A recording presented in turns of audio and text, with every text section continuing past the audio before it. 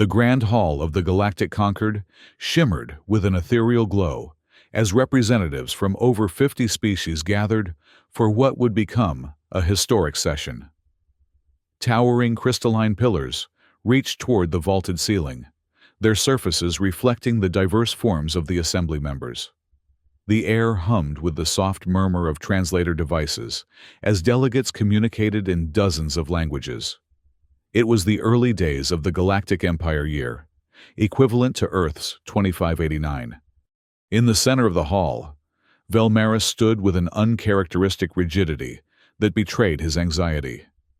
His slender form, typical of the Lyrax species, was draped in ceremonial robes that accentuated his blue-tinged skin. The gemstone-like eyes that were his species' most striking feature seemed dimmer today, clouded with worry. As the chief bioscientist responsible for developing bioenergy transformation stations on his homeworld, he had never imagined he would be pleading for military intervention before the Galactic Concord. Seated among the Earth delegation, Aurora Lee maintained the composed demeanor expected of a representative from Humanity's Alliance. At only 38 years old, she was considered remarkably young for such a position, especially given that Earth had only joined the Concord 20 years prior. Her blue-black formal attire, adorned with the subtle insignia of Earth's colonial alliance, contrasted with the elaborate costumes of the older member species. While her face revealed nothing, her eyes constantly scanned the chamber, evaluating reactions and cataloging potential allies. Velmaris stepped forward as his turn to address the assembly arrived. The chamber's acoustic design carried his voice to every corner without technological assistance. "Esteemed representatives of the Galactic Concord," he began, his melodious voice tinged with urgency. "I come before you not merely as Lyrax ambassador, but as a desperate envoy from a civilization on the brink of collapse." Holographic displays activated around the chamber, showing images of Lyrathia, a world of floating cities nestled among perpetual cloud layers, magnificent towers covered in living bioluminescent organisms that created a tapestry of green and blue light. But the latest images showed darkened sections, failing systems, and chaotic energy patterns disrupting the once harmonious structures. Our bioenergy network, which has sustained not only our civilization, but provided renewable energy to 17 neighboring systems, is facing unprecedented failure. Our primary extraction and distribution facility, the Lyrathian Essence Mine, is under siege. The displays shifted to show massive aquamarine vessels surrounding a colossal floating structure. Energy weapons discharged brilliant beams that disrupted the station's protective fields, creating visible distortions in the biofield that surrounded the facility. "We are not merely requesting technical assistance," Velmaris continued, his voice growing firmer. "We require a military alliance to protect our primary energy station from the Aqualith Legion's aggression. Without immediate intervention, our civilization faces total energy collapse within 7 planetary cycles." A murmur spread through the assembly. The Aqualith were a powerful naval force controlling a significant sector of the galaxy. Their crystalline bodies and aquatic origins had given them mastery over certain energy technologies that few other species could match. Direct military confrontation with such a force was not something the Concord took lightly. Before discussion could properly begin, another hologram activated, a real-time transmission from the Essence Mine. A female Lyrax appeared, her features bearing the distinctive markings of a master engineer.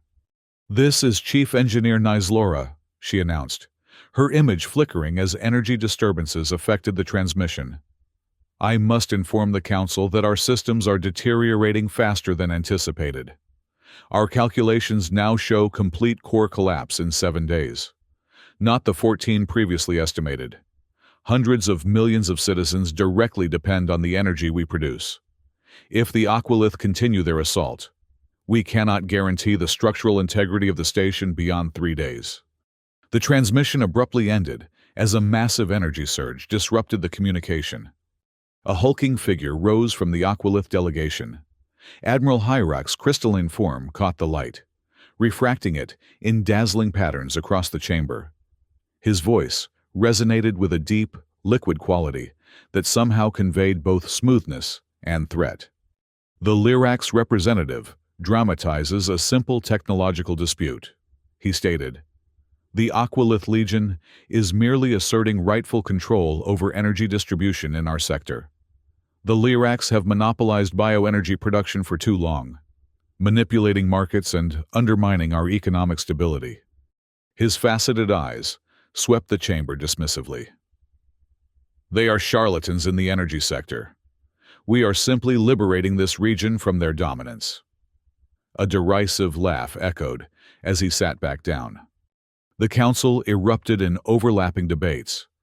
Most representatives offered sympathy, but little concrete support. Promises of non-military assistance came quickly. Technological recovery packages, engineering support, energy detoxification medications. Yet no one was willing to commit military assets to what could easily escalate into a regional war. From the Ezravax delegation, a serpentine figure rose. Vumater's scaled body gleamed with metallic highlights as he addressed the council, his forked tongue flickering between words in the traditional manner of his species. "The Concord must maintain its principle of non-intervention in regional disputes," he asserted. "The Lyrax should negotiate directly with the Aqualith. Military engagement would only expand the conflict and threaten the stability we have worked centuries to establish." Velmaris looked increasingly dejected as one delegation after another declined military support. The Lyrax were known as peaceful biologists and energy providers, not warriors. Without external assistance, they would be forced to surrender their most critical infrastructure to the Aqualith. Then, Aurora Lee stood. The chamber quieted, curiosity overcoming the cacophony of debate. Earth was still considered an upstart in the Concord, barely established enough to have a voice in such matters. "Earth can deploy a battle fleet to defend the Essence Mine within 10 days, she stated, without preamble. "We will also provide technical support to restore the station's functionality." The chamber fell silent before erupting in astonishment. A representative from the Vex species, their insectoid features displaying skepticism through rapidly shifting mandibles, challenged her. "You've only been council members for 20 years. How could you possibly have the capability to confront the Aqualith Legion? Their naval technology is centuries beyond yours." Aurora's lips curved in what might have been a smile, though it never reached her eyes. "On Earth, we have a military doctrine called shock and awe. We will demonstrate its effectiveness." The Earth Colonial Command Center on Luna buzzed with activity as officers and specialists responded to the strategic alert. The massive underground complex, carved into the moon's regolith centuries earlier, housed humanity's primary military command structure. In the central strategy chamber, Colonel Blake's weathered features were illuminated by the holographic displays showing the Lyrathian system. "The Aqualith have approximately 120 vessels in their blockade formation," he noted, manipulating the display to highlight energy signatures. "Their primary advantage is in energy weapons, specifically plasma ion cannons, with an effective range of 15,000 kilometers. Our analysis indicates their shielding technology is advanced, but specialized against energy attacks, not kinetic impacts." Major Valentine, commander of the heavy artillery contingent, studied the deployment patterns. Her close-cropped silver hair and scarred face reflected her 30 years of colonial combat experience. "Their formation is designed to repel a traditional naval assault," she observed. "They're not expecting a combined arms approach. If we deploy artillery batteries on the smaller moons here and here," she indicated positions on the holographic map, "we can establish crossfire zones to support our naval assets." Aurora nodded, her diplomatic attire now replaced by a naval commander's uniform, adorned with the insignia of Fleet Admiral. "We'll deploy Alpha Fleet with 50 vessels equipped with concentrated kinetic missiles, Beta Fleet with 30 light-class vessels will support planetary operations. Ground forces will include 10,000 troops, 4 space battalions, and 2 armored divisions to establish defensive positions at the Essence Mine. Electronic Warfare Specialist Mylan, a thin man with cybernetic enhancements visible along his temples. Highlighted communication nodes in the Aquilith formation. Their command structure relies on quantum encrypted channels, operating on these frequencies, he explained. With the data provided by the Lyrax, I believe we can develop effective jamming protocols to disrupt their coordination for critical periods during the engagement. Colonel Blake surveyed the assembled command staff. This operation must succeed not only for the Lyrax, but to establish Earth's position in the Concord. We've been dismissed as newcomers for too long. This is our opportunity to demonstrate that humanity has something unique to contribute to galactic security. The officers dispersed to their divisions, preparations accelerating throughout the Earth Colonial Defense Force. Within the shipyards orbiting Mars, dormant warships awakened as crew members boarded and systems initialized. Weapons platforms that had been maintained but unused for decades underwent final checks. In training facilities across the solar system, combat teams ran simulations based on the limited intelligence available about Aquilith combat tactics. 7 days later, the Earth fleet emerged from hyperspace at the edge of the Lyrathian system. From the command bridge of the flagship Eagle of Earth, Admiral Aurora Lee observed the distant glow of the besieged planet and the cluster of Aquilith vessels surrounding the Essence Mine. All ships, Combat Formation Delta, she ordered. Prepare Ion Awakener missiles for simultaneous launch targeting the lead Aquilith vessels. Electronic Warfare Squadrons. Initiate jamming protocols on my mark. The Earth fleet moved with precision that belied their supposed technological inferiority. As they approached effective weapons range, Aurora gave the command. Mark! Across the fleet, electronic warfare systems activated, flooding Aquilith communication channels with precisely calibrated interference. On the enemy vessels, command screens flickered and coordination systems failed as the carefully designed jamming protocols took effect. All ships, fire Ion Awakeners, Aurora commanded. The space between the fleets lit up as hundreds of missiles accelerated toward the Aquilith formation. Unlike conventional weapons, the Ion Awakeners were designed specifically to disrupt shield harmonics rather than penetrate through brute force, as they detonated in precisely calculated patterns around the Aquilith vessels. Cascading energy disruptions rippled across their defensive systems. Admiral Hyrock, aboard his command vessel, struggled to comprehend the sudden chaos. Restore communications, he bellowed, as his tactical displays showed shields failing across 5 of his principal warships. How are they penetrating our defenses? His tactical officer, crystals flashing in distress patterns, responded. Their weapons aren't what our intelligence reported. They're using some kind of harmonic disruptors that are creating resonance patterns in our shield matrices. Before Hyrock could issue new orders, a second wave of Earth vessels, the lighter, more maneuverable Beta Fleet, swept through the formation gaps created by the initial assault.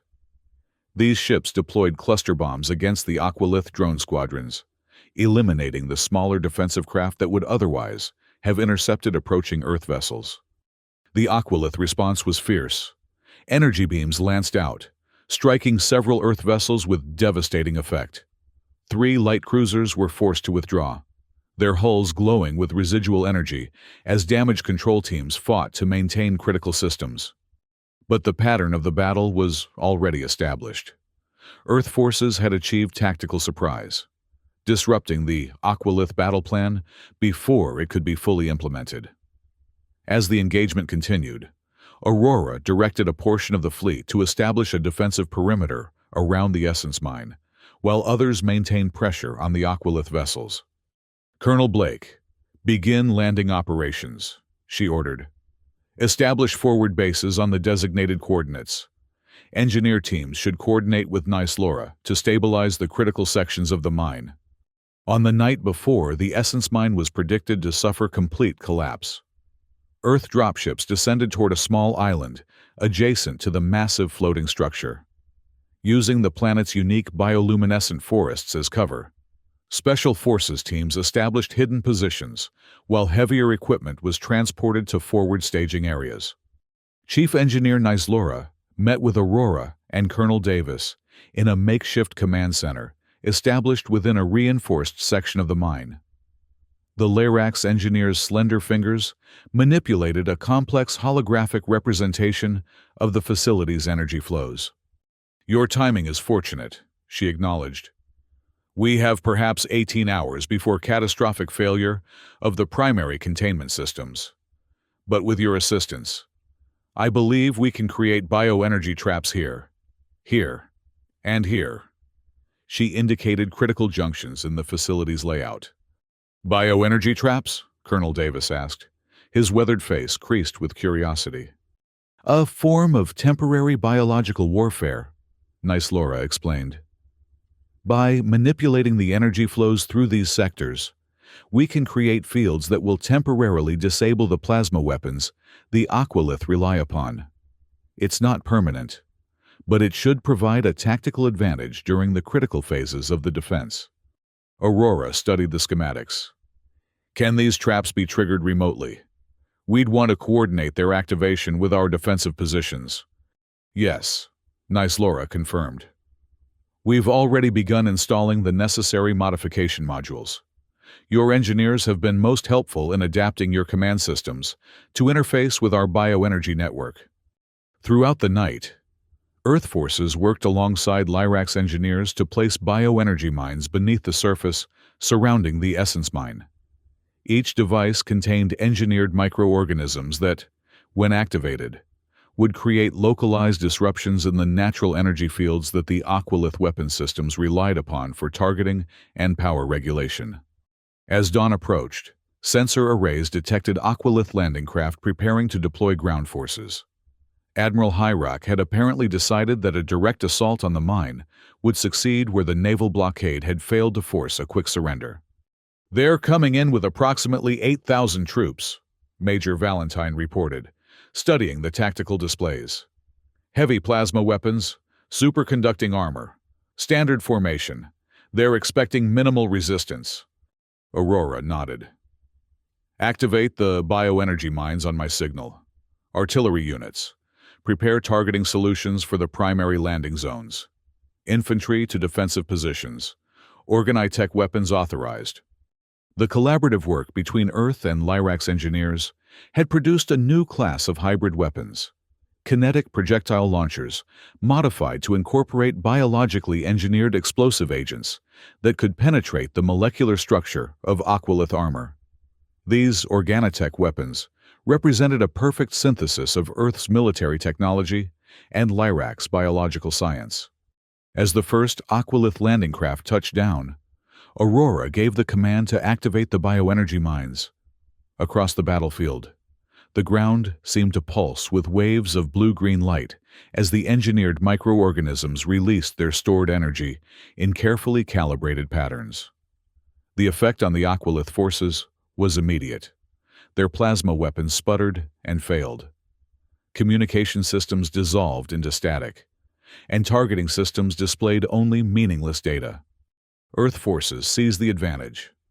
Artillery batteries opened fire from concealed positions, creating massive impact zones that disrupted the Aqualith landing patterns. Rhino Titan tanks, modified with Lyrax nanobiological armor that adapted to incoming energy signatures, moved from covered positions to engage the disoriented Aqualith forces. High-fire space helicopters provided aerial support, their weapon systems precisely targeting Aqualith command units.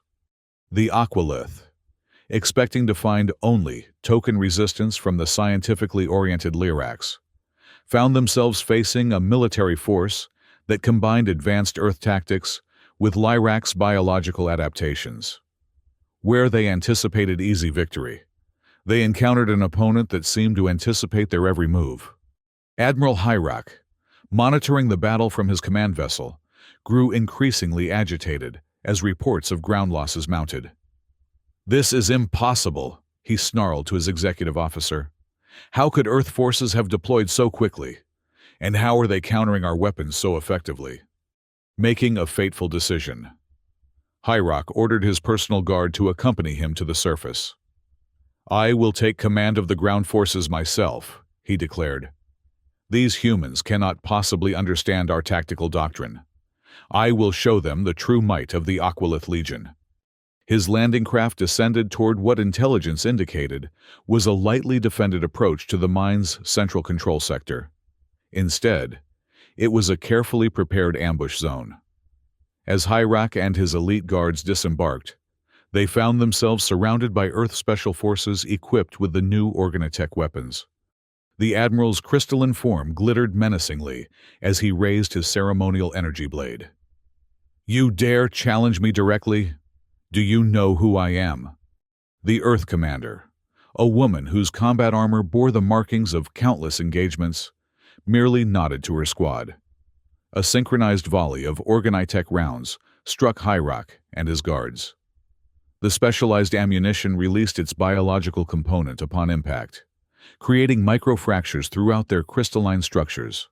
Within moments, the feared Admiral and his supposedly invincible guard were immobilized, their bodies partially fragmented, but still intact enough for capture. Throughout the battlefield, the pattern repeated. Earth Lyrax combined forces applied overwhelming firepower at precisely calculated points, breaking Aquilith formations and disrupting their command structure. The shock and awe doctrine that Aurora had promised was being demonstrated with devastating effectiveness. In space, the naval battle had reached its climactic phase. The Earth fleet had maintained constant pressure on the Aquilith vessels, preventing them from coordinating effectively with their ground forces. When news of Admiral Hyrock's capture reached the Aquilith command ship, the effect was immediate. Leadership fractured as subordinate commanders argued over succession and tactical priorities. Aurora, receiving the update on the bridge of the Eagle of Earth, recognized the opportunity. "All ships, execute Operation Thunderclap. Target their command vessels' propulsion and weapon systems. I want it disabled, not destroyed." The Earth fleet converged on the Aquilith flagship, concentrating fire with surgical precision. As its shields failed and critical systems were systematically disabled, the remaining Aquilith vessels began to break formation, some attempting to recover ground forces, while others prepared to retreat from the system entirely. Within the Essence Mine, Nyslora and her team of Lyrax engineers worked frantically to stabilize the critical systems. Earth technical specialists provided support, integrating compatible technologies to reinforce failing components.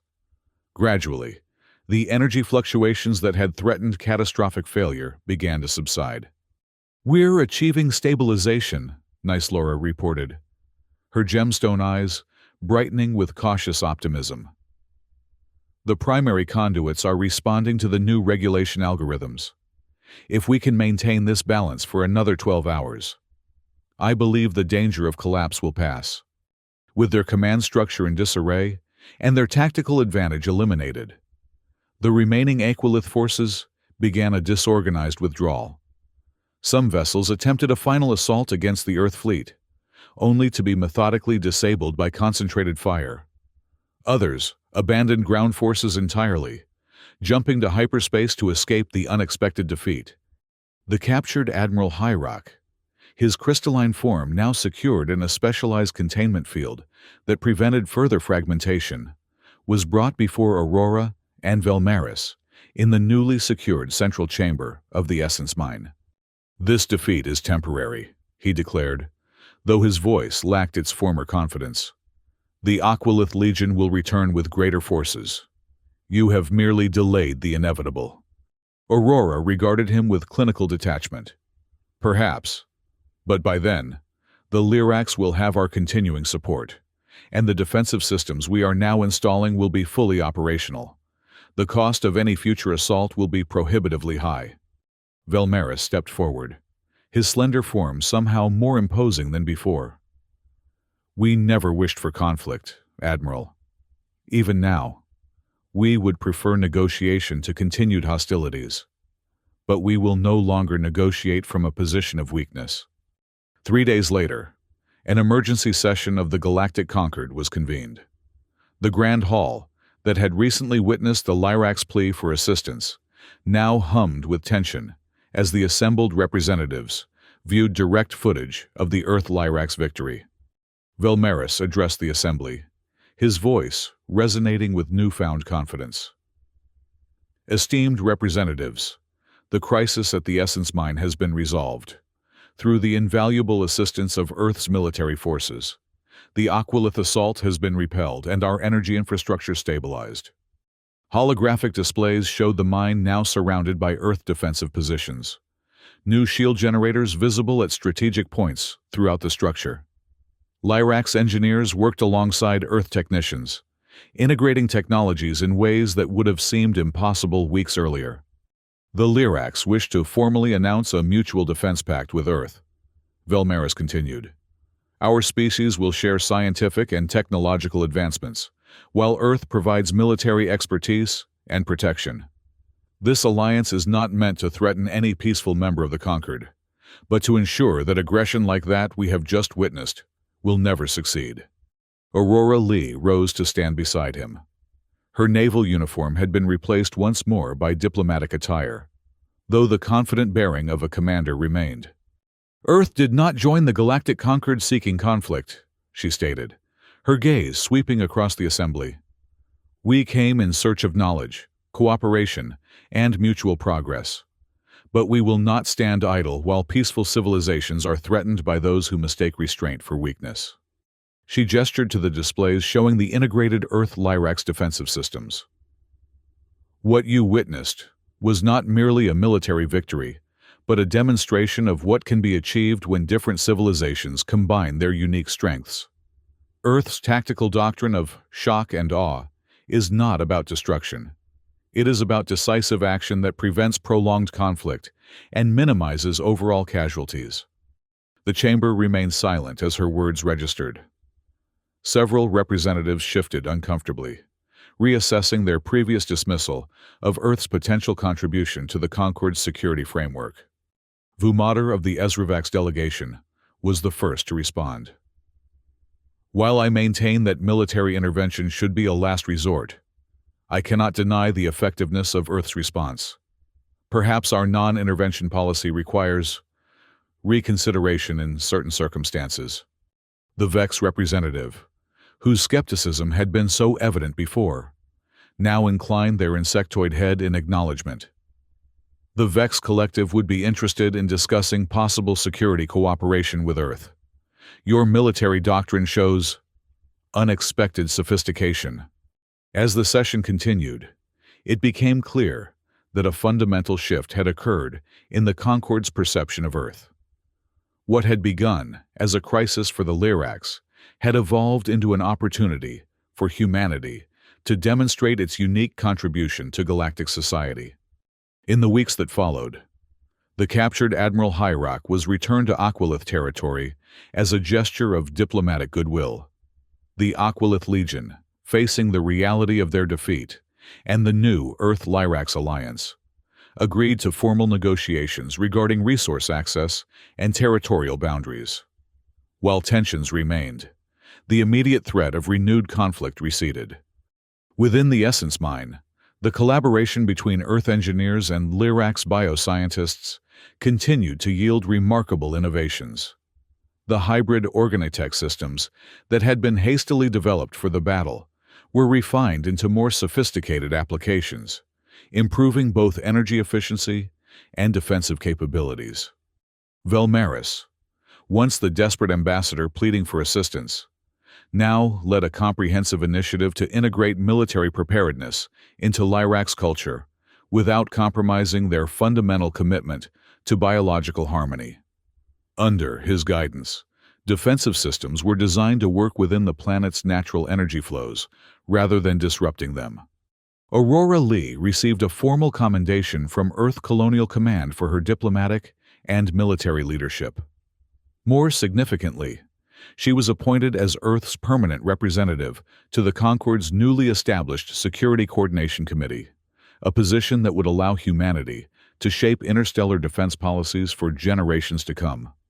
As the Eagle of Earth prepared to depart Larathia, Aurora stood with Velmaris on an observation platform, overlooking the rejuvenated essence mine. The structure now pulsed with stable energy patterns, its biological components flourishing once more. "Your people have changed ours forever," Velmaris acknowledged, his gemstone eyes reflecting the shimmering energy fields. "We have always understood harmony with nature, but you have taught us that sometimes harmony must be actively defended." Aurora nodded, watching as Earth shuttles transported the last rotation of military personnel to their assigned positions. "And your people have shown us that military power is most meaningful when used in service of something worth protecting. This alliance benefits us both in ways neither could have anticipated." "The Concorde itself is changing," Velmaris observed. "Several delegations have approached me seeking introductions to your military advisors. There is talk of a more proactive security framework, with Earth playing a central role. That was never our intention when we joined the Concorde," Aurora admitted. "But if our experience can help prevent conflicts rather than merely responding to them, we're willing to share what we've learned." As they spoke, a communication alert chimed softly. Aurora activated her personal display to find a message from Colonel Blake. 3 additional species had formally requested Earth military advisors to help modernize their defensive systems. The Esrivax, who had so strongly advocated non-intervention, were among them. "It seems shock and awe has made quite an impression," she noted with a slight smile. "Perhaps not in the way your military strategists originally intended," Velmaris suggested.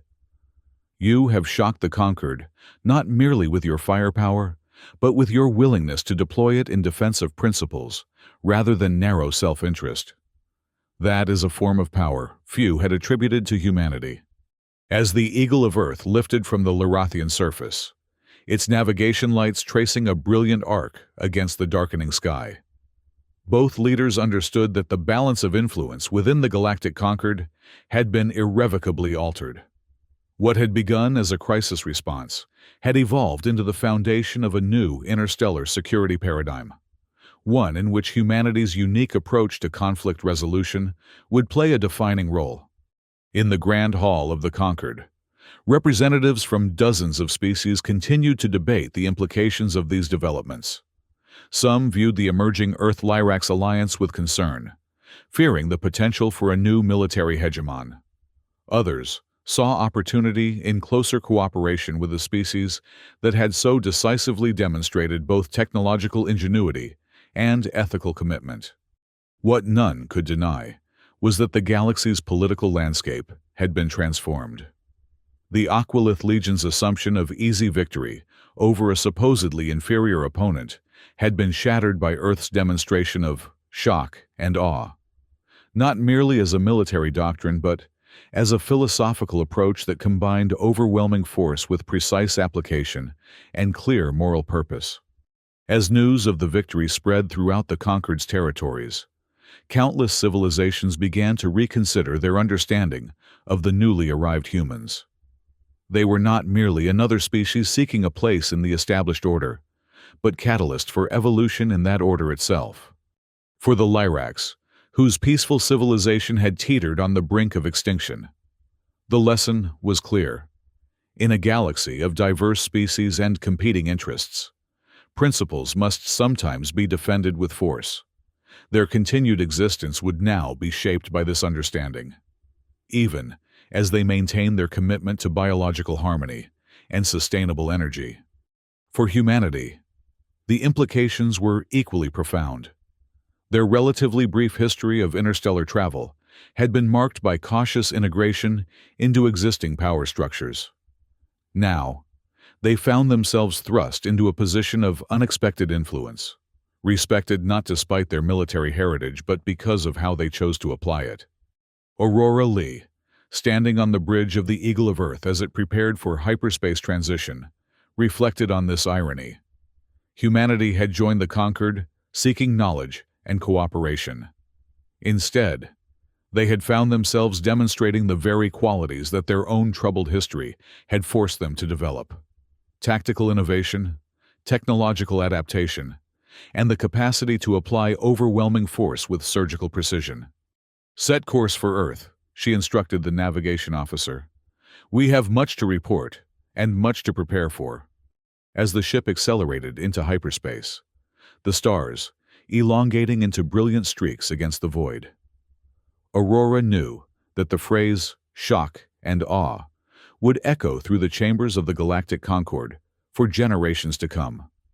Not as a threat, but as a promise that in this vast and often dangerous galaxy, there were still those willing to stand against aggression, regardless of the odds. In the heart of the Essence Mine, Velmaris watched the Earth vessel depart with mixed emotions. Gratitude for the salvation of his people mingled with apprehension about the changing nature of their civilization. The Lyrax had always defined themselves by their commitment to biological harmony and peaceful coexistence.